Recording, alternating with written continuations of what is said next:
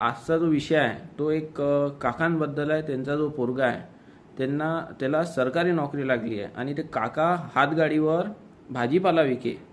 त्यांनी आज मोठ्या अभिमानानं सांगितलं की त्याच्या मुलाला सरकारी नोकरी लागली आहे. म्हणजे हे त्याच्या घरात किती मोठी गोष्ट झाली आहे हे आज मी तुम्हाला सांगण्याकरिता इथं आलो आहे.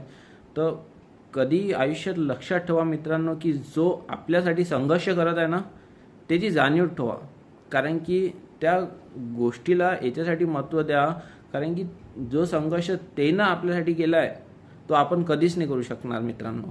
आज मी तुम्हाला ही सांगतो की जे लोक वीटभट्टी म्हणजे जिथं विटा वगैरे बनवल्या जाते, जिथं गावाकडचे लोक जे त्यांच्या पोरांसाठी शिक्षणासाठी खर्च उचलतात, तर शेती करणंही सोपं नाही आहे बरं मित्रांनो. खूप खूप त्रास आहे ते शेतीत करणंही. तर त्याच्यामुळे म्हणतो की जो आपल्यासाठी संघर्ष करत आहे, आई वडील असो, आपला मोठा भाऊ असो, कोणी असो, तर त्याची जाणीव ठेवा मित्रांनो. कारण की म्हणजे संघर्ष सोपे नाही आहे बरं. रात्रंदिवसभर एक करून पैसे जोडणं फार मुश्किल आहे बरं आयुष्यात. तर त्याच्यामुळे आजचा हा माझा विषय जो आहे तो आहे संघर्षाबद्दल. तर त्याच्यामुळे तुमच्या आयुष्यात आई वडील असो त्यांचं जाणीव ठेवा. जे संघर्ष त्यांना तुमच्यासाठी केला आहे त्याची जाणीव ठेवा.